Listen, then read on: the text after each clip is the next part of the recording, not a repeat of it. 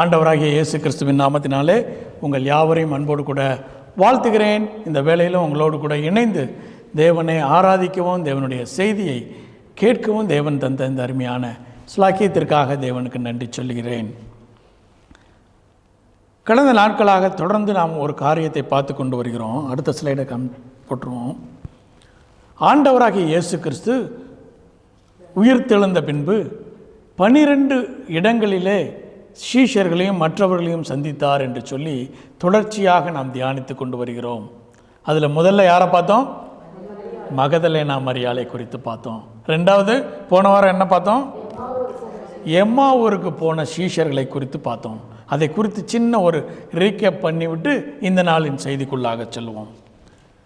எம்மாவூருக்கு எருசலேமிலிருந்து 2 நபர்கள் எம்மாவூருக்கு பிரயாணப்பட்டு போனார்கள். யார் அவர்கள்?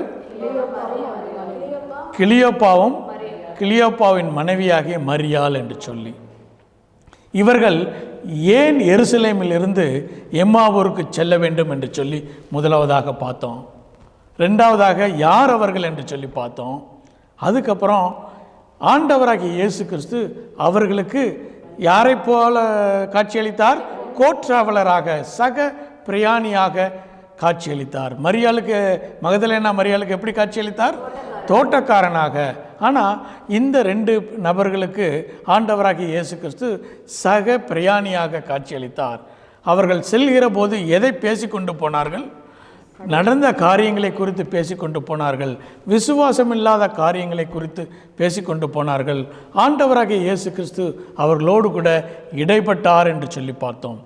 ஆண்டவராகிய இயேசு கிறிஸ்துவை கண்டும் அவர்களால் ரெகக்னைஸ் பண்ண முடியவில்லை, காண முடியவில்லை. ஏனென்று சொன்னால் அவர்கள் பழைய காரியங்களை குறித்து பேசிக்கொண்டிருந்தார்கள் என்று சொல்லி பார்த்தோம். அதை தொடர்ந்து அவர்களை விட்டு செல்லும்போது அவர்கள் வருந்தி அழைத்து கொண்டார்கள். வெளிப்படுத்துதல் 3ஆம் அதிகாரம் 20வது வசனத்தில் சொன்னதைப் போல அவர்கள் வருந்தி கேட்டுக்கொண்டபடினாலே ஆண்டவராகிய இயேசு கிறிஸ்து அவர்கள் இல்லத்திலே வந்து அவர்களோடு கூட போஜனம் செய்தார். போஜனம் செய்யும்போது அப்பத்தை எடுத்து பிட்கையிலே அவர்களுடைய கண்கள் திறக்கப்பட்டது. அவர்கள் இயேசு என்று அறிந்து கொண்டார்கள் என்று சொல்லி பார்த்தோம்.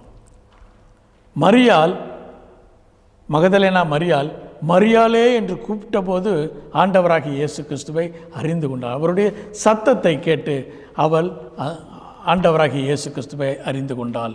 இங்கே ஆண்டவராகிய இயேசு கிறிஸ்துவனுடைய செயலை பார்த்து, அப்பத்தை பிட்கையிலே அவருடைய செயலை பார்த்து அவர்கள் இயேசு என்று அறிந்து கொண்டார்கள் என்று சொல்லி பார்த்தோம். அவர்கள் அறிந்து கொண்ட உடனே ஆண்டவராகிய இயேசு கிறிஸ்து என்ன செஞ்சார்? மறைந்து போய்விட்டார். உடனே அவர்கள் என்ன செஞ்சாங்க? எருசலேமுக்கு இப்போ தான் நடந்து 10 கிலோமீட்டர் ட்ராவல் பண்ணி எங்கே போயிருக்காங்க? எம்மாவூருக்கு போயிருக்காங்க. உடனே அவங்க என்ன செய்கிறாங்க? அவர் சொன்ன வசனங்கள், வேத வசனங்களின் மூலமாக ஆண்டவராகிய இயேசு கிறிஸ்து தன்னை வெளிப்படுத்தியபடினாலே அந்த வேத வசனங்கள் அவர்களுக்குள்ளாக என்ன செஞ்சிச்சு?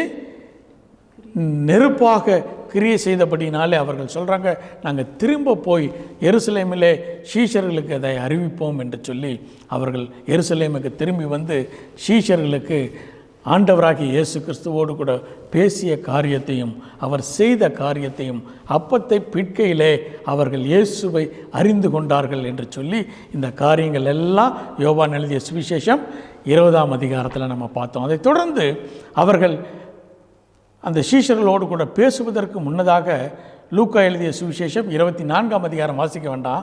அதிலே ஆண்டவராகிய இயேசு கிறிஸ்து பேதுருவையும் மீட் பண்ணிருக்கிறார். பேதுருவை கண்டு அவரோடு கூட இடைப்பட்டிருக்கிறார். இந்த காரியங்களை எல்லாம் அவர்கள் பேசி கொண்டிருக்கிறார்கள்.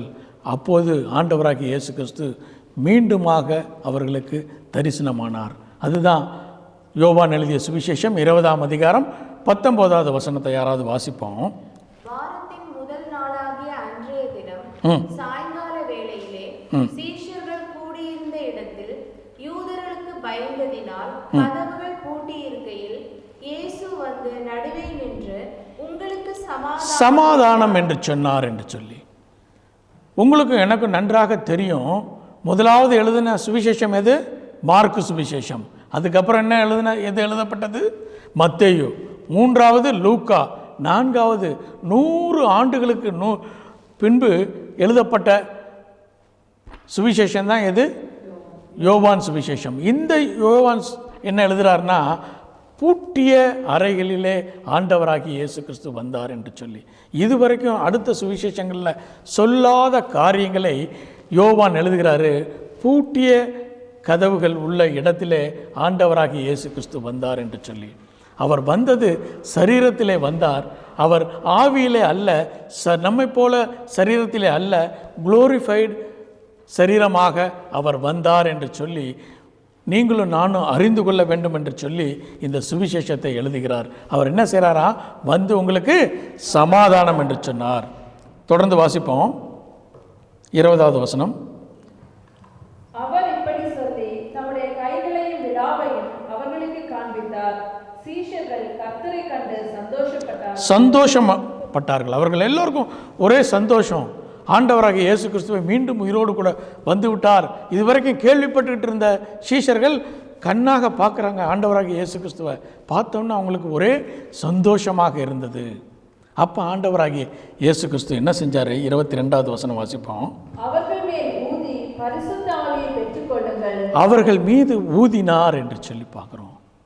ஆதியாகமம் 2ஆம் அதிகாரம் 7வது வசனத்தில் ஆதாம் மண்ணினாலே உருவாக்கப்பட்ட போது கர்த்தர் தன்னுடைய ஜீவ சுவாசத்தை அவன் மீது ஊதினார். அவன் என்னானா? ஜீவ ஆத்துமாவாக மாறினான். அவன் புசிக்க வேண்டாம் என்று சொன்ன கனியை புசித்தபடியினாலே அவனுக்குள்ளாக இருந்த ஜீவன் அவனை விட்டு விலகி போனது. அவன் சுவாச ஆத்துமாவாக மாறினான். ஜீவாத்மாவாக இருந்தவன் சுவாச ஆத்துமாவாக மாறிய அந்த மனு குலத்தை ஆண்டவராகிய இயேசு கிறிஸ்து இந்த இடத்திலே ஊதி அவர்களை மீண்டுமாக ஜீவ ஆத்துமாவாக மாற்றுகிறார். இந்த சீஷர்களை அவர்கள் மீது ஊதி ஆண்டவராகிய இயேசு கிறிஸ்து என்ன மாற்றுகிறார்? ஜீவ ஆத்துமாவாக மாற்றுகிறார்.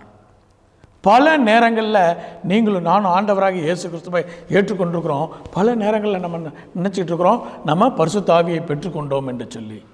நீங்களும் நானும் ஞானஸ்தானம் எடுக்கிற போது நமக்கு பரிசுத்த ஆவியானவர் அருளப்பட்டிருக்கிறார். அதில் சந்தேகம் இல்லை.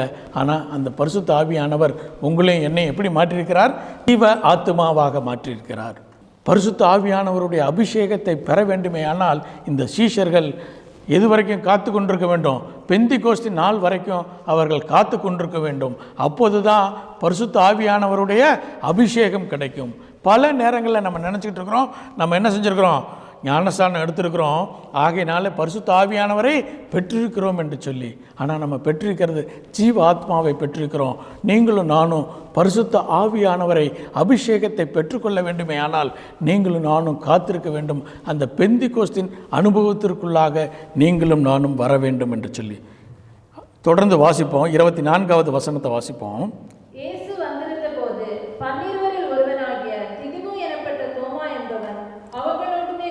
அவர்களோடு கூட இல்லை. யார் இல்லை? தோமா இல்லை. தொடர்ந்து வாசிப்போம்.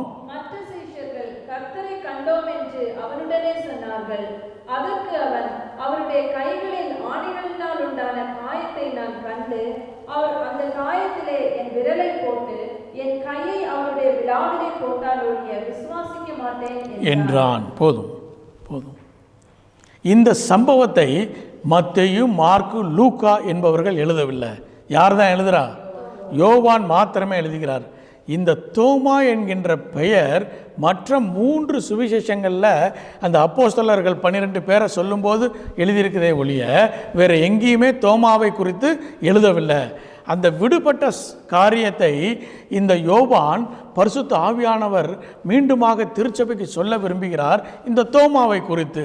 ஆகையினாலே இந்த யோவான் 3 இடங்களிலே தோமாவை குறித்து 3 இடங்களிலே எழுதுகிறார். முதலாவது இடம் பரிசுத்த யோவான் எழுதிய சுவிசேஷம் 11ஆம் அதிகாரம். உங்களுக்கும் எனக்கும் தெரிந்த ஒரு அதிகாரம். யோவான் 11ஆம் அதிகாரம். யாரை உயிரோடு கூட எழுப்பினார் ஆண்டவராகிய இயேசு கிறிஸ்து? லாசருவை உயிரோடு கூட எழுப்பின அந்த சம்பவம். அவருக்கு அறிவிக்கப்பட்டது லாசரு என்ன செஞ்சிருக்கான்? நீ சுகவீனமாக இருக்கிறான் என்று சொல்லி. ஆண்டவராக இயேசு கிறிஸ்து அங்கே தங்கியிருக்கிறாரு.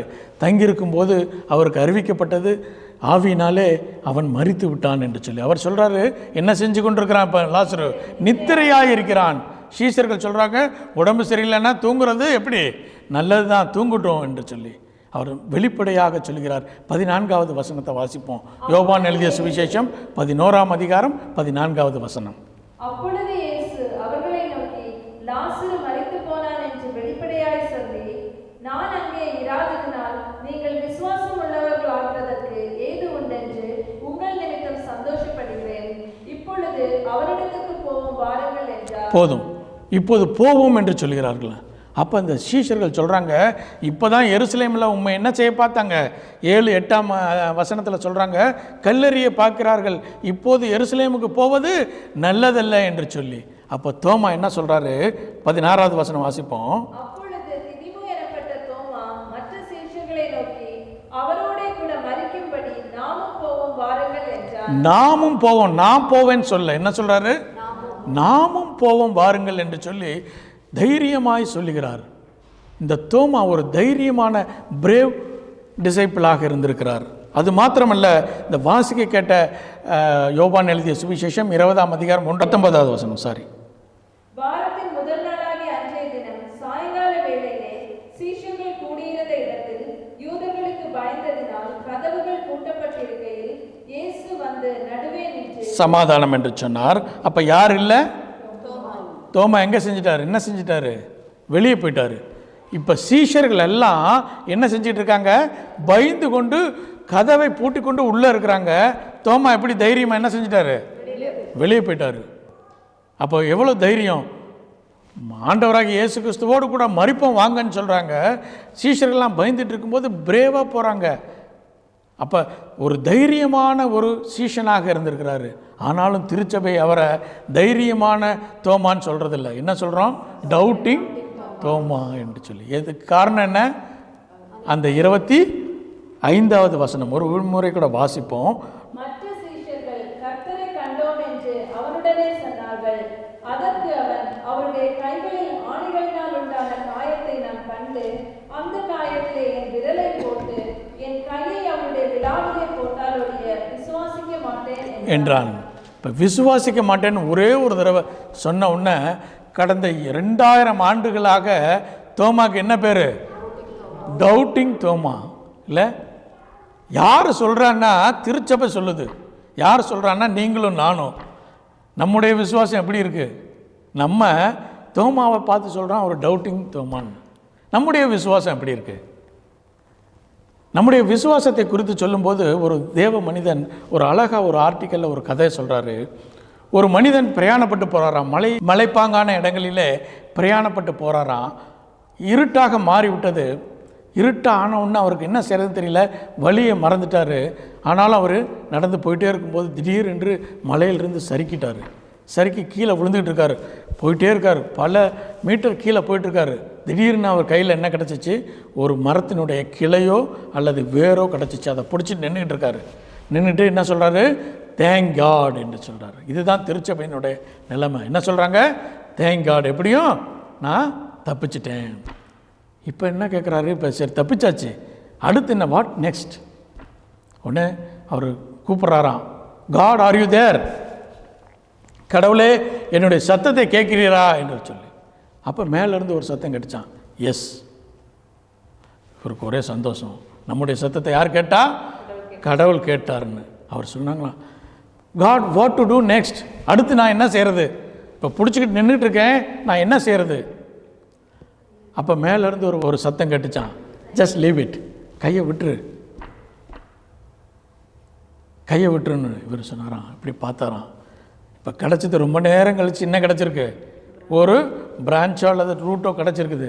இதையும் விட்டுட்டா என்ன ஆகும்னு தெரியாது. அவர் யோசித்தாராம், கொஞ்சம் நேரம் யோசித்துட்டு மறுபடியும் கேட்டேன், is there anybody else is there அப்படி. இதுதான் நம்முடைய விசுவாசம். நம்முடைய விசுவாசம் எப்படி இருக்குன்னா, கடவுளை நம்முடைய காரியங்களுக்குள்ளாக நம்ம எப்படி நினைக்கிறோமோ அப்படியாக செயல்பட வேண்டும் என்று சொல்லி நினைக்கிறோம். ஆனால் கர்த்தரை முழுமையாக நீங்களும் நானும் விசுவாசிக்கிறதில்ல. அப்படிப்பட்ட திருச்சபை, அப்படிப்பட்ட நீங்களும் நானும் தோமாவை என்ன சொல்கிறோம், டவுட்டிங் தோமா. அட்லீஸ்ட் தோமா எத்தனை நாள் தான் டவுட்டாக இருந்தார், 8 நாள் தான் இருந்தார். இல்லை, 8 நாள் தான் அவர் டவுட் பண்ணார். 8வது நாள் அவருடைய டவுட் போயிடுச்சு. ஆனால் நமக்கு நம்முடைய வாழ்நாள் முழுவதும் கர்த்தரை முழுமையாய் நம்பக்கூடிய பக்குவம் உங்களுக்கும் எனக்கும் இல்லை. நம்ம தோமாவை பார்த்து சொல்கிறோம் டவுட்டிங் தோமா என்று சொல்லி. தோமாவுக்கு இன்னொரு பேர் என்ன சொல்லியிருக்கு? திதிமு என்று சொல்லப்பட்டிருக்கிறது. திதிமு என்பது கிரேக்க பெயர். அந்த காலங்களில் வாழ்ந்தவர்களுக்கு 2 பெயர்கள் இருக்கும். ஒன்று கிரேக்க பெயர் இருக்கும், இன்னொன்று எபிரேய பெயர் இருக்கும். நம்முடைய பரிசுத்த பவுலுக்கு என்ன பேர்? சவுல், பவுல் என்று 2 பெயர்கள் இருக்கும். அதே போல் இவருக்கு முதல் பெயர் கிரேக்க பெயர் என்னது? திதிமு என்கின்றது. தோமா, இந்த ஹீப்ரு பெயர் தோமானாலும் திதிமு என்கின்ற கிரேக்க பதத்துக்கும் என்ன அர்த்தம்னா 2க்கும் ஒரே அர்த்தம்தான். என்னென்னா டபுள் அல்லது ட்வின், இரட்டை. அவர் பேரை போலவே அவருக்கு டபுள் ஸ்டாண்டர்ட் தான் இருந்துச்சு பாருங்கள். தோமாவுக்கு என்ன இருந்துச்சுன்னா டபுள் ஸ்டாண்டர்ட் இருந்துச்சு. உங்களுக்கு எனக்கு நன்றாக தெரியும். யோவான் எழுதிய சுவிசேஷம் 19ஆம் அதிகாரம் 25, 27 வாசிப்போம். 25 முதல் 27 வரை. இயேசுவின் சிலுவையின் அருகே அவருடைய தாயும் அவருடைய தாயின் சகோதரி கிளையோப்பா மரியாளும் மகதலேனா மரியாளும் நின்று கொண்டிருந்தார்கள். அப்பொழுது இயேசு தம்முடைய தாயையும் அருகே நின்ற தமக்கு அன்பாயிருந்த சீஷனையும் கண்டு. போதும். அங்கே யார் யார் இருந்தாங்க? இந்த பெண்கள் இருந்தாங்க. கூட யார் இருந்தா? யாரே? ஒரே ஒரு சீஷன் யோவான் மட்டும்தான் இருந்தார். தோமா இருந்தாரா? தோமா இல்லை. கரெக்டா? தோமா இல்லை.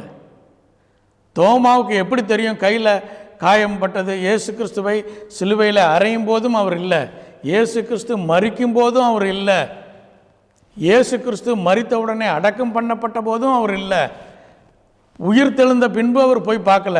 யார் தான் போய் பார்த்தா? பேதுரும் யோவான் தான் போய் பார்த்தாங்க. இதெல்லாம் யார் சொல்லி தான் கேட்டார் அவர்? இந்த ஸ்திரீகளும் யோவான சீஷர்களும் சொன்னதை மட்டும் கேட்டார். கேட்டதில் அவர் எதை நம்பினார்னா, ஆண்டவராகிய இயேசு கிறிஸ்து மரித்ததை நம்பினார், காயம் பட்டதை நம்பினார், கைகளில் ஆணி அடித்தாங்கன்னு சொன்னாங்க அதை நம்பினார், காலில் ஆணி அடித்தாங்கன்னு சொன்னாங்க அதை நம்பினாங்க, விழாவில் ஈட்டினால் குத்துனாங்கன்னு சொன்னாங்க அதை நம்பினாங்க. ஆனால் எதை நம்பலை? உயிர்த்தெழுதலை. அதே சீஷர்கள், அதே ஸ்திரீகள் சொல்கிறாங்க ஆண்டவராகிய இயேசு கிறிஸ்து உயிரோடு கூட எழுந்து விட்டார் என்று சொல்லி. அதை தோமாவால் என்ன செய்ய முடியல? நம்ப முடியவில்லை. Double standard, selective faith. இதை நம்புகிறாங்க, இதை நம்ப முடியல. நம்முடைய வாழ்க்கையிலும் அப்படிப்பட்ட சூழ்நிலைகளில் நீங்கள் நானும் வாழ்ந்து கொண்டிருக்கிறோமா? அல்லது முழுமையாக ஆண்டவராகிய இயேசு கிறிஸ்துவை, முழுமையாக இந்த வேதாகமத்தை நீங்களும் நானும் நம்ப முடியுமா? சமீபத்தில் என்னுடைய வீட்டுக்கு ஒரு நண்பர் வந்திருந்தார். 10 வருடமாக அவர் கிறிஸ்தவனாக மாறிட்டார்.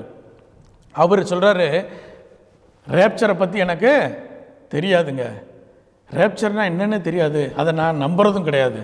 ஏன்னா அவருடைய திருச்சபையில், அவருடைய கூடுகையில் இந்த ரேப்சரை குறித்து அவர்கள் பேசுவதும் இல்லை, அதை நம்புறதும் இல்லை. உலகத்தில் அநேக ஊழியக்காரங்க இருக்கிறாங்க, பெரிய பெரிய ஊழியக்காரங்க, அவங்கெல்லாம் எதை நம்புறதில்ல? ரேப்சரை. ஆண்டவராகிய இயேசு கிறிஸ்து வரப்போகிறார், மத்திய வானத்திலே திருச்சபை, மணவாட்டியின் திருச்சபை எடுத்துக்கொள்ளப்படுகிறது என்பதை அவர்கள் நம்புவதில்லை. இன்றைக்கி நீங்களும் நானும் தோமாவை போல தான் செலக்டிவ் ஃபெய்த் இருக்கும். இதை நம்புகிறோம், இதை நம்ப மாட்டோம். ஏன்னா இது என்னால் நம்ப முடியலை என்று சொல்லி. வேதாகமத்தை நம்ப வேண்டும் ஏனால் முழுமையாக நீங்களும் நானும் நம்ப வேண்டும்.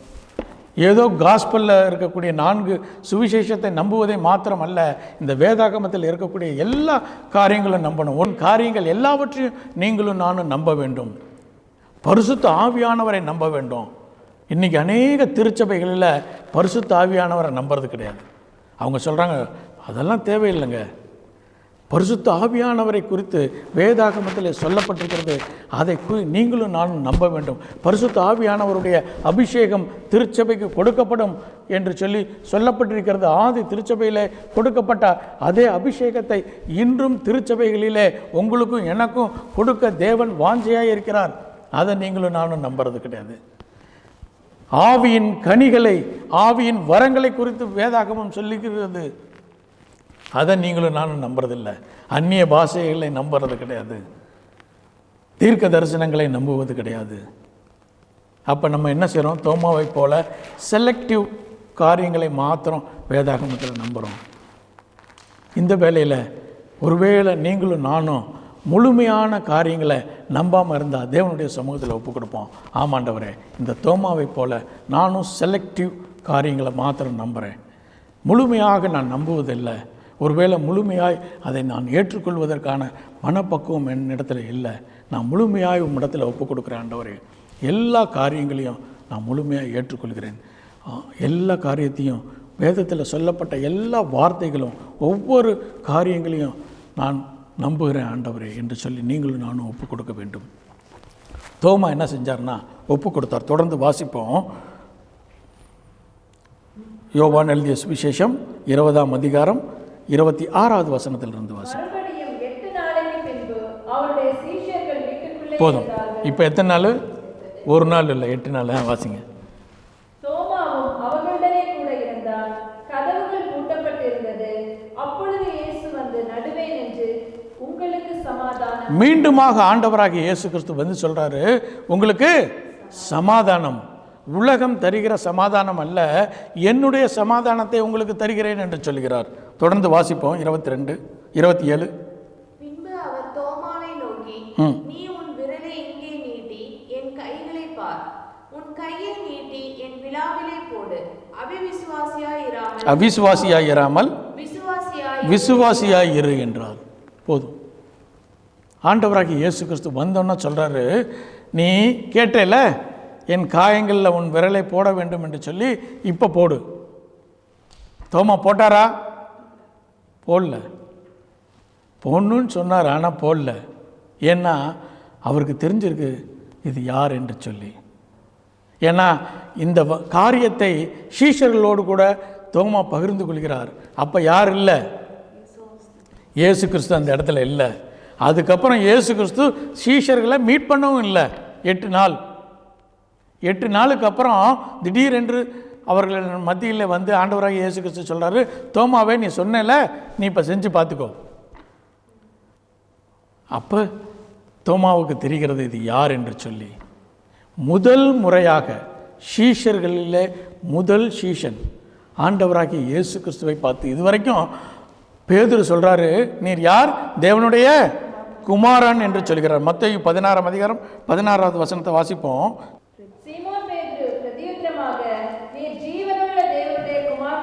கிறிஸ்து என்கின்றார். இதுவரைக்கும் எல்லாரும் கிறிஸ்து என்று சொல்லியிருக்கிறாங்க, நம்பினாங்க.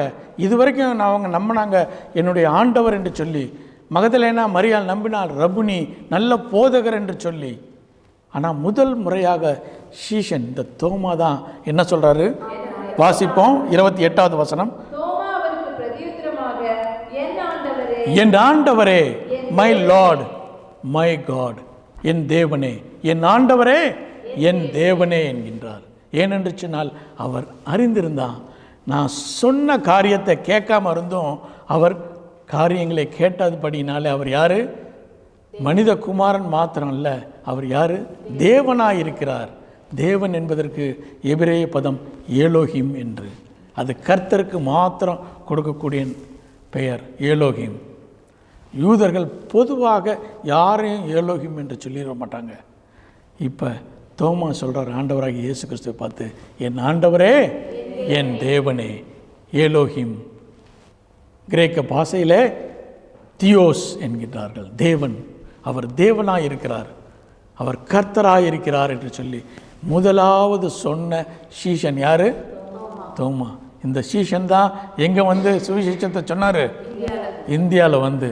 அப்போ உங்களுக்கும் எனக்கும் ஒரு காரியம் இருக்குது. இப்படிப்பட்ட ஒரு ஆண்டவராகிய இயேசு கிறிஸ்துவனுடைய சீஷனுடைய வாய்களிலிருந்து சுவிசேஷத்தை கேட்ட மக்கள் நீங்களும் நானும். இப்போ சொல்லுங்கள், அவர் டவுட்டிங் தாமஸா இல்லையா? 8 நாள் மாத்திரம்தான் அவர் டவுட் இருந்துச்சு. 8வது நாள் அவர் அறிந்து கொண்டார், இந்த ஆண்டவராகிய இயேசு கிறிஸ்து யார்? தேவன் என்று சொல்லி, ஹோம்னிபர்சன்ட், எல்லா இடத்திலும் அவர் இருப்பவர் என்று சொல்லி அவன் அறிந்தபடினாலே அவன் சொல்கிறான், என் ஆண்டவரே என் தேவனே என்று சொல்லி அறிக்கையிடுகிறான். அதற்கு ஆண்டவராகிய இயேசு கிறிஸ்து என்ன சொல்றான்னு பார்ப்போம்.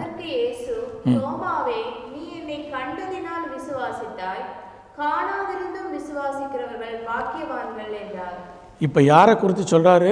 காணாமல் நம்மை குறித்து ஆண்டவராகிய இயேசு கிறிஸ்து சொல்கிறாரு, நாம் அவரை காணாமல் இருந்தும் விசுவாசிக்கிறபடினாலே நீங்களும் நானும் யார்? பாக்கியவான்களும் பாக்கியவதிகளாக இருக்கிறோம். நீங்களும் நானும் பாக்கியவான்களும் பாக்கியவதிகளாக இருக்கிறோம். ஏன்னா ஆண்டவராகிய இயேசு கிறிஸ்துவை விசுவாசிக்கிறோம். காணவில்லை என்று சொல்லும்போது பிளைண்ட் ஃபெய்த் கிடையாது. சில பேர் இருப்பாங்க பிளைண்ட் ஃபெய்த்து, அப்படி கிடையாது. கேள்வியினாலே நாம் அறிந்திருக்கிறோம் ஆண்டவராகிய இயேசு கிறிஸ்துவை, சுவிசேஷத்தை படித்திருக்கிறோம். அந்த போதனைகளை நாம் கேட்டபடினாலே ஆண்டவராகிய இயேசு கிறிஸ்துவை நம்புகிறோம். சில பேர் நம்புவாங்க அப்படி ஏதோ ஒரு காரியம் நம்புறது, அப்படி அல்ல. நீங்களும் நானும் கேள்வியினாலே நீங்களும் நானும் ஆண்டவராகிய இயேசு கிறிஸ்துவை அறிந்து விசுவாசிப்பதினாலே நீங்களும் நானும் பாக்கியவான்களாகவும் பாக்கியவதிகளாகவும் இருக்கிறோம். கண்டு விசுவாசிப்பதை காட்டிலும் காணாமல் விசுவாசிப்பது மேலான காரியம். விசுவாசனாலே என்னென்னா, காணாமல் வருவது தான் விசுவாசம், கண்டு வருவது நம்பிக்கை இல்லையா? எபிரேயர் எழுதிய நிருபம் 11ஆம் அதிகாரம் 1வது வசனம் வாசிப்போம். விசுவாசமானது நம்பப்படுகிறவைகளின் உறுதியும்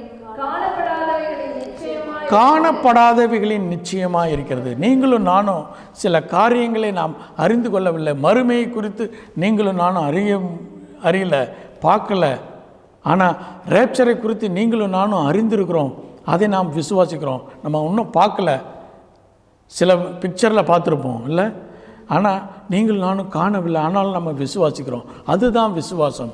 ஆண்டவராகிய இயேசு கிறிஸ்து வரப்போகிறார், சீக்கிரமாய் வரப்போகிறார், உங்களையும் என்னையும் மனவாட்டி திருச்சபையாக எடுத்துக்கொள்ளப் போகிறார் என்பதை விசுவாசிப்பது தான் விசுவாசம். அதை நாங்கள் காணவில்லை, ஆனாலும் விசுவாசிக்கிறோம்.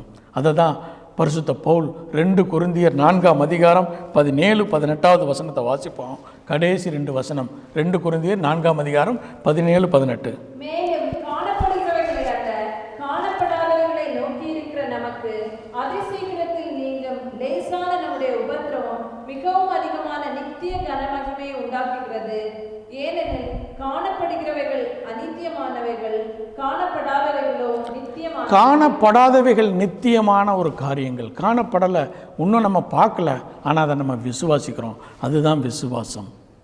ஆண்டவராகிய இயேசு கிறிஸ்து யோவான் 16ஆம் அதிகாரம் 7வது வசனத்தை சொல்லுகிறார், நான் போவது உங்களுக்கு நலமாக இருக்கும். வாசிப்போமா? யோவான் எழுதிய சுவிசேஷம் 16ஆம் அதிகாரம் 7வது வசனம். நான் உங்களுக்கு உண்மையை சொல்லுகிறேன், நான் போகிறது உங்களுக்கு பிரயோஜனமாய் இருக்கும். நான் போகாதிருந்தால் தேற்றரவாளன் உங்களிடத்தில் வரார். தேற்றரவாளனாகிய பரிசுத்த ஆவியானவர் நான் போவேனே ஆகில் அவரை உங்களிடத்துக்கு அனுப்புவேன். ஆண்டவராகிய இயேசு கிறிஸ்து மரித்து உயிர்த்தெழுந்து தேவனுடைய வலது பார்சத்திலே வீற்றிருக்கிறபடினாலே அவர் சொல்கிறார், நான் போய் யாரை அனுப்புவேன்? பரிசுத்த ஆவியானவரை அனுப்புவேன். வரக்கூடிய நாட்களில் நம்ம பரிசுத்த ஆவியானவரை குறித்து தியானிக்க போகிறோம். பரிசுத்த ஆவியானவருடைய அபிஷேகம் நீங்களும் நானும் பெற வேண்டும். அப்போ தான் நீங்களும் நானும் வருகைக்கு ஆயத்தமாக முடியும். மனித செயல்களினாலே அல்ல, அது ஒரு தேவ செயல். அதற்கு நீங்களும் நானும் முதலாவது விசுவாசிக்க வேண்டும். இரண்டாவது நம்ம ஈல்டு பண்ணி கொடுக்கணும். நம்ம நாமே ஒப்பு கொடுக்கும்போது அந்த காரியங்களை தேவன் நமக்குள்ளாக செயல்படுத்த முடியும் என்று சொல்லி யோவான் எழுதிய சுவிசேஷம் 21ஆம் அதிகாரத்துக்கு திருப்பிக் கொள்வோம். உங்கள் கைகளிலே வேத புஸ்தகம் இருக்குமேயானால் யோவான் எழுதிய சுவிசேஷம் 21ஆம் அதிகாரத்திற்கு திருப்பிக் கொள்வோம். வாசிப்போம் முதல் வசனத்தை. இவைகளுக்கு பின்பு இயேசு திபேரியா கடற்கரையிலே மறுபடியும் சீஷருக்கு தம்மை வெளிப்படுத்தினார். போதும், விபரமானது. இப்போ ஆண்டவராகிய இயேசு கிறிஸ்து சில சீஷர்கள், எத்தனை சீஷர்கள்? 7 சீஷர்கள். 7 சீஷர்கள், அவர்களுடைய பெயர்கள் கொடுக்கப்பட்டிருக்குது. வாசிப்போம். 2வது சீமோன் பேதுருவும், தோமாவும், நாத்தான்வேலும், அவருடைய குமாரராகிய 2 பேர். யார் யார்? யோவானும் யாக்கோபும். வேறு 2 பேர். வேத வல்லுநர்கள் சொல்கிறாங்க இந்த 2 பேர் யாராக இருக்குன்னா, ஒன்று அந்திரேயாவாக இருக்கும். ஏன்னா பேதுருவுடைய தம்பி வந்து அண்ணனை விட்டுட்டு எங்கேயுமே போக மாட்டார், அதனால் அந்திரேயாவாக இருப்பார். அடுத்தது பிலிப்பு என்று சொல்லி. இப்போ 7 பெயர்கள். யார் யார் சொல்லுவோமா? சீமோன் பேதுரு, தோமா, யாக்கோபு, யோவான், அந்திரேயா, பிலிப்பு. 7 பேர். 7 பேரில் 4 பேர் ஃபிஷர் மேன். யார் யார்? பேதுரு, யாக்கோபு, யோவான், அந்திரேயா. இதுக்கு சம்பந்தமே இல்லாத 3 பேர். யார் யார்? தோமா, அவருக்கு மீன் பிடிக்கவே தெரியாது, ஸ்விம்மிங் தெரியுமான்னு தெரியாது. அதுக்கு அடுத்தது நாத்தான்வேல், அதுக்கு அடுத்தது யார்? பிலிப்பு. இந்த 7 பேர் போனாங்க. தொடர்ந்து வாசிப்போம். சீமோன் பேதுரு மற்றவர்களை நோக்கி, மீன் பிடிக்க போகிறேன் என்றான். அதற்கு அவர்கள், நாங்களும் உம்முடனே கூட வருகிறோம் என்றார்கள். அவர்கள் புறப்பட்டு போய் உடனே படகு ஏறினார்கள். போதும். இந்த சம்பவத்தை குறித்து அநேக விதமான இன்டர்பிரிட்டேஷன் இருக்குது. உலகம் முழுவதும் திருச்சபைகள் பிரசங்கம் பண்ணுறாங்க, பெரிய பெரிய பிரசங்கியார்கள் பிரசங்கம் பண்ணுறாங்க. பேதுரு என்ன செஞ்சிட்டாரு? திரும்பவும் மீன் பிடிக்க போயிட்டாரு. அவர் என்ன செஞ்சிட்டாரு? பேக் ஸ்லைட் ஆயிட்டாரு. தான் கெட்டது இல்லாமல் மற்றவங்களையும் கெடுத்துட்டாரு. இவர் என்ன சொல்கிறார்? நான் போகிறேன்னு தான் சொன்னார். மிச்சவங்களாம் என்ன செஞ்சாங்க? நாங்களும் வர்றோன்னு சொல்லிட்டாங்க. அவர் பேக் ஸ்லைட் ஆனது மாத்திரமல்ல, இருக்கிற 7 பேரையும் 6 பேரையும் கூட்டிகிட்டு போயிட்டாரு, பேக் ஸ்லைட் ஆகிட்டாரு. முதலாவதாக இவர்கள் எருசலேமில் இருந்து எங்கே வர்றாங்கன்னா கப்பர்நகும் என்கின்ற இடத்துக்கு வர்றாங்க. அங்கே தான் யாருடைய வீடு இருக்குது? பேதுருவினுடைய வீடு இருக்குது. பேதுருவினுடைய வீட்டை இப்போ சமீபத்தில் கண்டுபிடிச்சிருக்காங்க.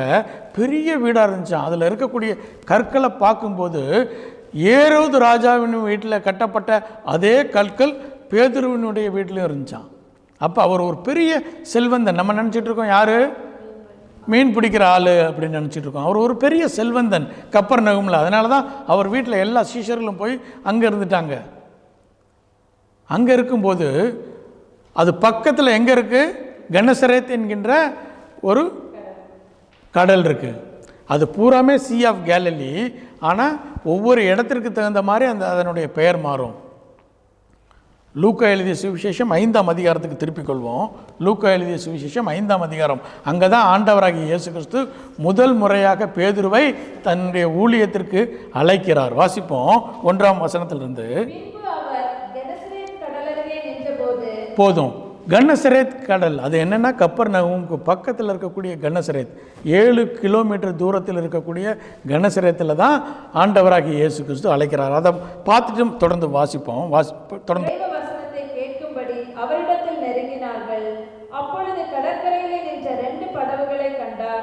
மீன் பிடிக்கிறவர்கள் அவைகளை விட்டு இறங்கி வலைகளை அலசிக் கொண்டிருந்தார்கள்.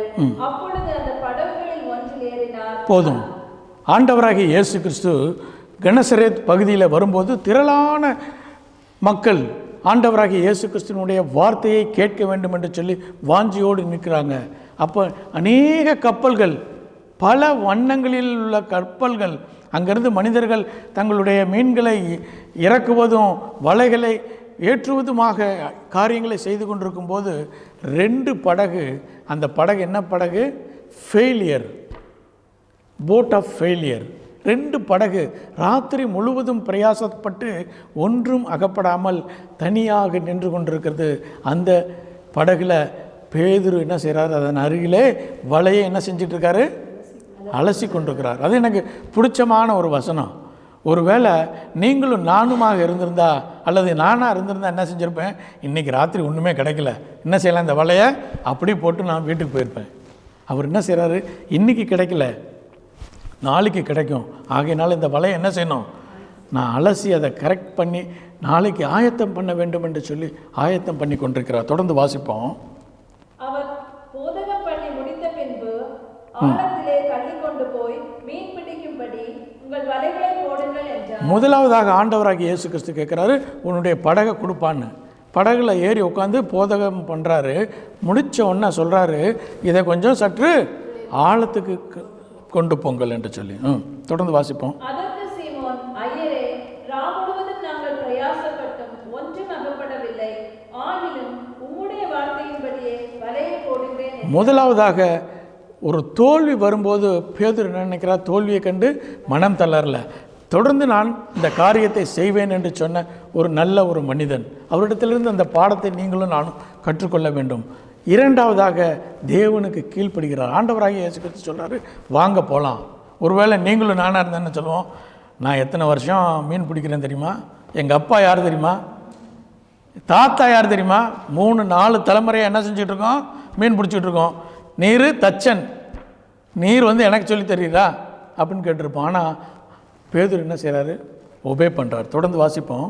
அந்தபடி அவர்கள் செய்து தங்கள் வலை கிழிந்து போகத்தக்கதாக மிகுதியான மீன்களை பிடித்தார்கள். அப்பொழுது மற்ற படவில் இருந்த கூட்டாளிகள் வந்து தங்களுக்கு உதவி செய்யும்படிக்கு சைகை காட்டினார்கள்.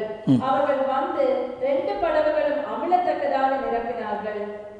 சீமோன் பேதுரு அதை கண்டு இயேசுவின் பாதத்தில் விழுந்து பாதத்தில் விழுகிறான். இதை பார்த்தோம்னா தெரிஞ்சிருச்சு, கடலில் இவ்வளோ நாள் நான் இருக்கிறேன், இந்த கெனசரத் கடலில், கலிலேயா கடலில். ஆனால் இந்த கடலில் எங்கே மீன் இருக்கும், எப்படி காற்று அடிக்கும், எந்த காற்று அடித்தா எப்படி மீன் வலையை போட வேண்டும் என்று சொல்லி அறிந்த நான், எனக்கு தெரியாத காரியத்தை ஆண்டவராகிய இயேசு கிறிஸ்து அறிந்திருக்கிறபடினாலே அவர் என்னுடைய வாழ்க்கையில் இருக்கக்கூடிய பாவத்தையும் அவர் அறிந்திருப்பார், இல்லை மறைமுகமான பாவத்தையும் அறிந்திருப்பார் என்று சொல்லி வாசிப்போம். தொடர்ந்து, ஆண்டவரே, நான் பாவியான மனுஷன், நீர் என்னை விட்டு போக வேண்டும் என்று சொல்கிறான். அவன் உணர்றான், நான் ஒரு பாவியான மனிதன் என்று சொல்லி. ஏசாயா தீர்க்கதரிசியின் புஸ்தகம் வாசிக்க வேண்டாம், 6ஆம் அதிகாரம் உங்களுக்கு எனக்கும் தெரியும். ஏசாயா தீர்க்கதரிசி சொல்கிறாரு, நான் அசுத்த உதடுள்ள மனிதன், அசுத்த உதடுள்ள மனிதர்களின் மத்திகளிலே வாசமாக இருக்கிறேன். இந்த பேதுரு சொல்கிறாரு, நான் பாவியான மனிதன் ஆண்டவரே, என்னை விட்டு தூரமாக போகும் என்று சொல்லி. ஆண்டவராக இயேசு கிறிஸ்து சொல்கிறாரு, உன்னுடைய பாவத்திற்காகவும் நான் என்ன செஞ்சு வந்திருக்கேன்? மறிக்க வந்திருக்கிறேன். உன் பாவத்தை மன்னிக்கிறதுக்கு எனக்கு ஒரு பெரிய காரியம் இல்லை, உன்னுடைய பாவத்தை நான் மன்னிப்பேன் என்று சொல்லி. அப்போ தான் அவர் சொல்கிறாரு, நீர் மனிதனை பிடிப்பவர்களாக வாரும் என்று சொல்லி. மத்தேயு எழுதிய சுவிசேஷம் 4ஆம் அதிகாரம் 19வது வசனம். என் பின்னே வாருங்கள், மனுஷரை பிடிக்கிறவர்களாக ஆக்குவேன் என்று சொல்லி. இந்த வசனத்தை தான் பிடிச்சிட்டு அநேகர் சொல்கிறாரு, மனுஷரை பிடிக்கிறவர்களாக நாங்கள் கூப்பிட்டுருக்கிறாரு, இவர் என்ன செஞ்சார்? மீண்டும் மீன் பிடிக்க போயிட்டாரு என்று சொல்லி. மனுஷனை பிடிக்க வாங்கன்னு சொன்னாரே ஒழிய மீன் பிடிப்பது பாவம்னு சொல்லவே இல்லை ஆண்டவராக இயேசு கிறிஸ்து. சொன்னாரா? சொல்லவே இல்லை. ஊழியத்துக்கு கூப்பிட்டாருங்கிறதுக்காக வேலையை விட்டுறக்கூடாது. ஊழியம் கூப்பிட்டாரு, வேலை விடுன்னு சொன்னால் விடலாம், அது ஒன்றும் சொல்லனா வேலையை கண்டினியூ பண்ணலாம். அநேக பிரீச்சர் சொல்கிறாங்க அவர் பேக் ஸ்லைட் ஆகிட்டார். ஆண்டவராகிய இயேசு கிறிஸ்து உயிர் தெழுந்தார் என்கின்ற நம்பிக்கையை அவர் பேதுரு என்ன செஞ்சிட்டாரு? விட்டுட்டார். அதனால தான் என்ன செஞ்சிட்டாரு? மீன் பிடிக்க போயிட்டார். இப்போ எங்கே போனார்னா, அவர் இந்த கெனசரத்தே 7 கிலோமீட்டர் தூரத்தில் இருக்குது. கெனசரத்திலேருந்து திபேரியா கடலுக்கு போனாராம். King James version and New King James வெர்ஷனில் சொல்லப்பட்டிருக்கிறது திபேரியா. யோவான் எழுதிய சுவிசேஷம் 20வது அதிகாரம் திபேரியா. ஆனால் மற்ற டிரான்ஸ்லேஷனில் போட்டிருக்கு என்னது, சி ஆஃப் கேலிலின்னு போட்டாங்க. திபேரியா கடலுக்கு போயிருக்காரு. அங்கேருந்து 10 கிலோமீட்டர், மொத்தம் எத்தனை கிலோமீட்டர் நடந்து போயிருக்காரு? 17 கிலோமீட்டர் நடந்து போயிருக்காரு.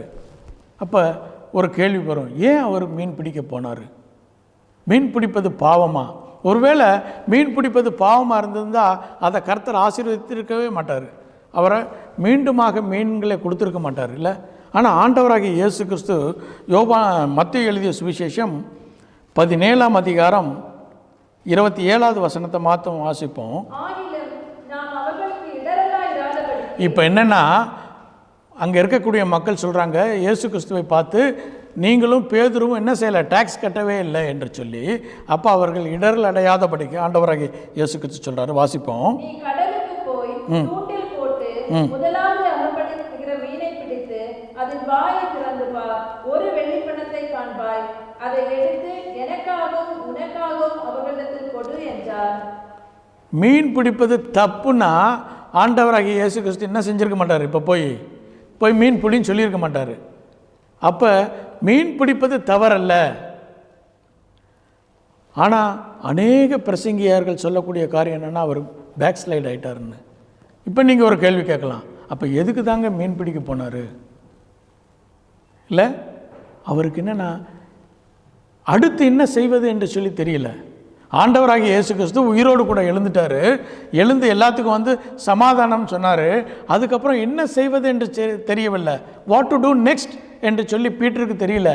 ஆகையினால என்ன செய்கிறாரு, தெரிஞ்ச காரியத்தை மீன் பிடிக்கலாம், அடுத்த இன்ஸ்ட்ரக்ஷன் டைரக்ஷன் வர்ற வரைக்கும் நமக்கு தெரிஞ்ச காரியங்களை செய்யலாம் என்று சொல்லி அவர் மீன் பிடிப்பதற்கு காரணம் ஆண்டவராகிய இயேசு கிறிஸ்து உயிர்த்தெழவில்லை என்று சொல்லி நம்பினதுனால அல்ல. அவர் என்ன செய்கிறாரு, அடுத்த காரியம் என்ன செய்ய வேண்டும் என்று சொல்லி அவருக்கு தெரியல.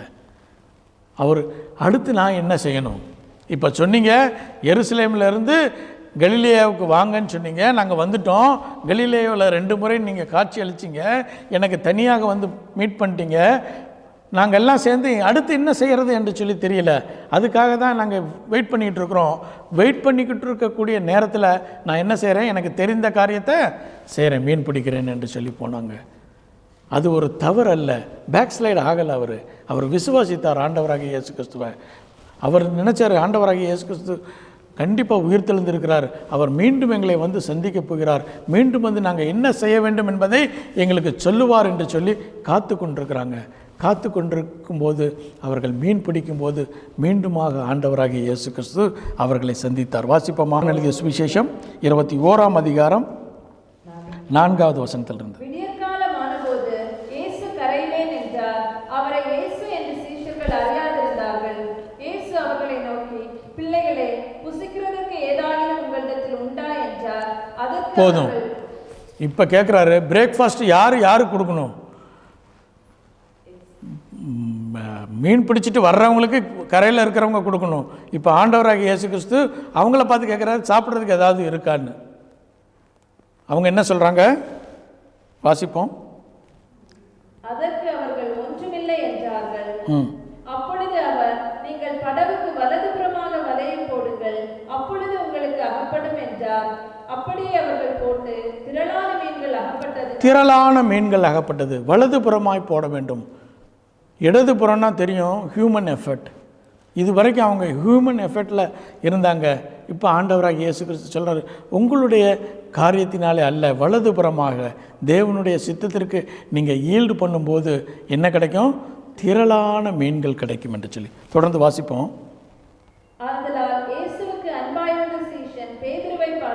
யோவான் பேதுருவை பார்த்து அவர் கர்த்தர் என்றான். அவர் கர்த்தர் என்று சீமோன் பேதுரு கேட்டவுடனே தான் வஸ்திரம் இல்லாதவனாய் இருந்தபடியினால் தன் மேற்சட்டையை கட்டிக்கொண்டு கடலிலே குதித்தான். இப்போ என்ன செய்கிறாங்க, பேதுரு கண்டுபிடிச்சிட்டாரு. யோவான் சொல்கிறாரு அது கர்த்தர் என்று சொன்னோன்னா பேதுரு வேகமாக ஓடியாந்து கடற்கரையில் வந்து பார்க்குறாரு. பார்க்கும்போது என்ன ரெடியாக இருந்துச்சு, பிரேக்ஃபாஸ்ட் ரெடியாக இருந்துச்சு. வாசிப்போம் 9வது வசனம். அவர்கள் கரையிலே வந்திறங்கின போது கரிநெருப்பு போடப்பட்டிருக்கிறதையும் அதன் மேல் மீன் வைத்திருக்கிறதையும் அப்பத்தையும் கண்டார்கள். இயேசு அவர்களை நோக்கி, நீங்கள் இப்பொழுது பிடித்த மீன்களில் சிலவற்றை கொண்டு வாருங்கள். இந்த வசனம் எனக்கு ரொம்ப பிடிக்கும். Already breakfast ready. ஒரு 7 பேர் இருக்கிறாங்கன்னா ஆண்டவராக இயேசு கிறிஸ்துவோடு சேர்த்து எத்தனை பேர், 8 பேர். 8 மீன் இருந்திருக்கும் அல்லது 7 மீன் இருந்திருக்கும். 7 மீனை கொண்டு வந்த ஆண்டவராக இயேசு கிறிஸ்துக்கு 8 மீன் கொண்டு வர முடியாதா? ஆனாலும் சொல்கிறாரு, என்ன செய்யுங்க, உங்களிடத்தில் இருந்த மீன்களை கொண்டு வாருங்கள். ஆண்டவராகிய இயேசு கிறிஸ்து எப்பப்பெல்லாம் அற்புதம் செய்கிறாரோ அப்போதெல்லாம் மனிதர்களையும் அவரோடு கூட இணைத்து கொண்டார். முதல் அற்புதம் என்ன செஞ்சார், கானா ஊரில் தண்ணீரை திராட்சரசமாய் மாற்றினார். அப்போ சொல்கிறாரு, இந்த ஜாடியிலே தண்ணீரை நிரப்புங்கள். ஹியூமன் எஃபர்ட்டும் வேணும். ஹியூமன் எஃபர்ட் போடுங்க, நீங்கள் நிரப்புங்க.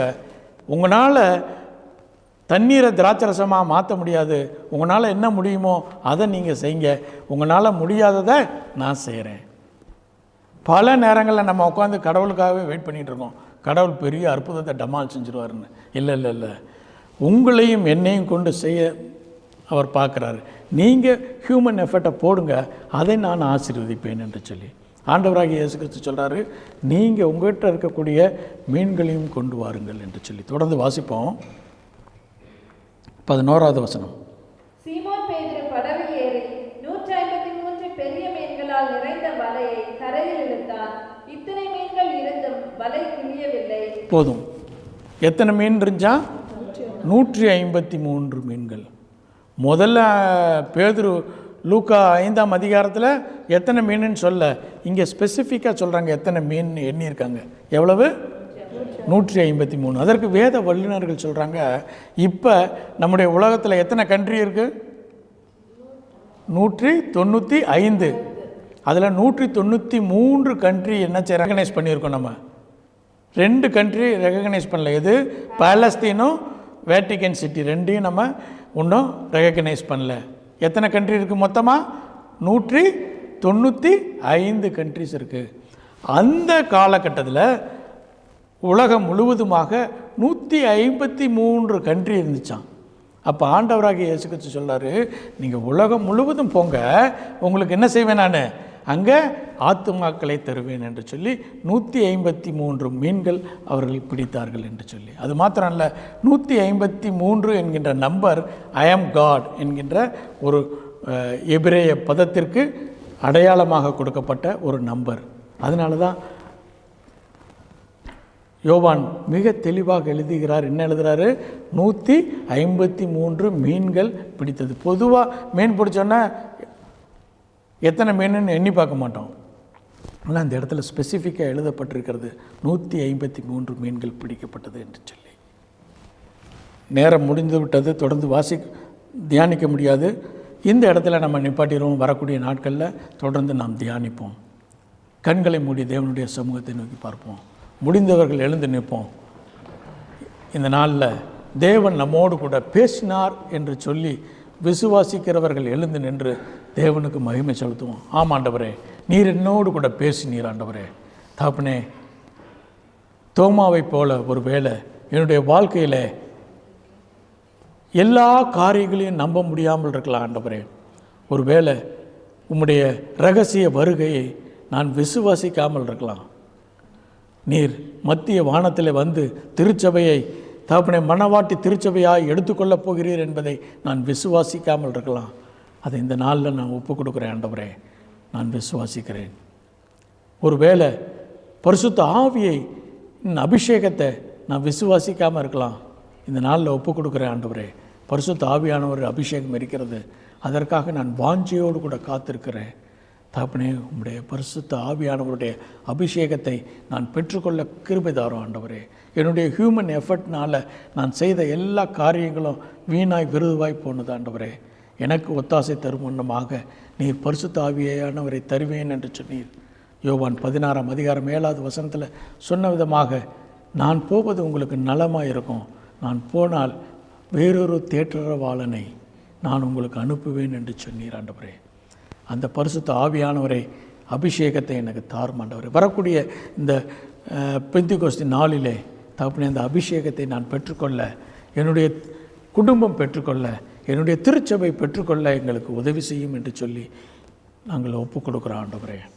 பரிசுத்த ஆவியானவருடைய வரங்களை குறித்து நான் புறக்கணித்திருக்கக்கூடும். அநேக வசனங்களை கேட்டு இம்மட்டும் நான் கேட்டுட்டு அதையெல்லாம் வேண்டான்னு சொல்லி ரிஜெக்ட் பண்ண நாட்கள் உண்டு ஆண்டவரே. இந்த நாளில் ஒப்புக் கொடுக்குற ஆண்டவரே, இந்த தோமாவை போல செலக்டிவ் ஃபெய்த் இல்லாதபடிக்கு முழுமையாய் இந்த வேதாகமத்தில் சொன்ன எல்லா காரியங்களையும் நான் முழுமையாய் நம்ப எங்கள் ஒவ்வொருவருக்கும் கிருபை பாராட்டும் என்று சொல்லி கேட்போம். இந்த பேதுருவை போல வாட் டு டூ நெக்ஸ்ட், நான் அடுத்து என்ன செய்ய வேண்டும் என்று சொல்லி அறியாமல் இருக்கிறேன். ஆண்டவராகிய இயேசு கிறிஸ்துவுக்காக ஊழியம் செய்ய வேண்டும் என்று சொல்லி நான் வாஞ்சிக்கிறேன். ஆனால் நான் என்ன செய்வது என்று சொல்லி எனக்கு தெரியல ஆண்டவரே.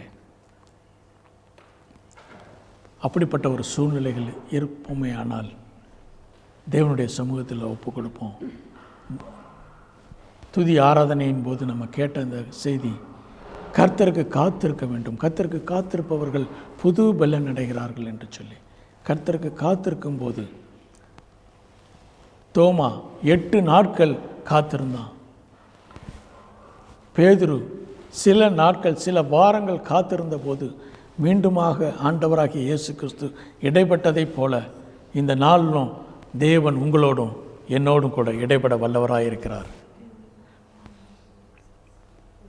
எந்த சூழ்நிலைகளில் இருந்தாலும் சரி, வாட் டு டூ நெக்ஸ்ட் என்று தெரியாமல், தேவனே நான் உமக்காக ஊழியம் செய்ய வேண்டும், ஆனால் எப்படி செய்யணும்னு தெரியல ஆண்டவரே, எனக்கு வழியை காட்டும் ஆண்டவரே. நான் என்ன செய்ய வேண்டும், என்னுடைய வாழ்க்கையிலே நீர் என்ன செய்ய வேண்டும் என்று சொல்லி சித்தமாக இருக்கிறீரோ அதை எனக்கு அறிவியும் ஆண்டவரே. பரிசுத்த பவுல் கேட்டதைப் போல ஆண்டவரே நான் என்ன செய்ய சித்தமாக இருக்கிறீர் என்று சொல்லி, சாமுவேல் பிள்ளையாண்டான் சொன்னதைப் போல சொல்லும் ஆண்டவரே அடியேன் கேட்கிறேன் என்று சொன்ன விதமாக நீங்களும் நானும் நம்முடைய இருதயத்தை நம்முடைய மைண்டை தேவனுக்கு முன்பாக திறந்து தரும்போது தேவன் தோமாவோடு கூட இடைப்பட்ட தேவன், பேதுருவோடு கூட இடைப்பட்ட தேவன் இந்த வேளையிலும் இந்த நாட்களிலும் உங்களோடு கூட இடைப்பட தேவன் வல்லவராக இருக்கிறார். தேவனுடைய சமூகத்தில் ஒப்பு கொடுத்து செபிப்போம். அன்பின் ஆண்டவரே, இந்த அருமையான வேளையிலும் தகப்பனே நீர் எங்களோடு கூட பேசினீர் என்று சொல்லி நாங்கள் விசுவாசிக்கிறோம் ஆண்டவரே. அநேக முறை இந்த வசனங்களை நாங்கள் வாசித்திருக்கிறோம், அநேக பிரசங்கங்களை கேட்டிருக்கிறோம். ஆனால் இந்த நாளில் நீர் வித்தியாசமாய் எங்கள் ஒவ்வொருவரோடு கூட இடைப்பட்டீர் ஆண்டவரே. இது மனிதனுடைய சத்தம் அல்ல, தேவ சத்தம் என்று சொல்லி உங்களுடைய சமூகத்தில் என்னையும் எங்களையும் தாழ்த்தி ஒப்பு கொடுக்குறோம் ஆண்டவரே. எங்களுடைய வாழ்க்கையில் இருக்கக்கூடிய அவிசுவாசமான காரியங்களை நீக்கி தகப்பனே விசுவாசத்திலே நாங்கள் வளர கிருபை தாரும் ஆண்டவரே. உமக்காக நாங்கள் ஊழியம் செய்ய வேண்டும், என்ன செய்ய வேண்டும் என்று சொல்லி தெரியாமல் நாங்கள் இருக்கின்ற வேலைகளில் தகப்பனே உடைய சமூகத்தில் ஒப்பு கொடுக்குறோம் ஆண்டவரே. காத்திருக்கிறோம் ஆண்டவரே, பொறுமையாய் நாங்கள் காத்திருக்க எங்களுக்கு கிருபை தாரும் ஆண்டவரே. உம்முடைய பலத்த கரத்துக்குள்ளாக அடங்கி இருக்கக்கூடிய அந்த பொறுமையை எங்களுக்கு தாரும் ஆண்டவரே. நீர் எங்களோடு கூட இடைப்பட்டு உம்முடைய சித்தம் எங்கள் ஒவ்வொருவருடைய வாழ்க்கையிலே பரிபூர்ணப்படட்டும் ஆண்டவரே. இந்த ஸ்டாக்ஹோம் பட்டணத்திலே, ஸ்வீடன் தேசத்திலே தகப்பனே எங்களை வைத்திருக்கிறீர் ஆண்டவரே. ஒரு நோக்கத்தோடு கூட வைத்திருக்கிறீர். அந்த நோக்கத்தை, அந்த சித்தத்தை நாங்கள் செய்து முடித்து வெற்றி வீரர்களாக, வீராங்கனைகளாக உம்முடைய சமூகத்திலே, உம்முடைய வருகையிலே நாங்கள் பங்கு பெற எங்கள் ஒவ்வொருவரையும் மனவாட்டி திருச்சபையாக மாற்றும் என்று சொல்லி உம்முடைய கரத்துக்குள்ளாக ஒப்புக் கொடுக்குறோம். தொடர்ந்து எங்களோடு கூட இடைப்படுங்க. எல்லா துதி கன மகிமை உமக்கே செலுத்துகிறோம். இயேசு கிறிஸ்து என்ற உன்னதமான நாமத்தினாலே மன்றாடி ஜெபிக்கிறோம் எங்கள் ஜீவனுள்ள நல்ல பிதாவே. ஆமேன், ஆமேன்.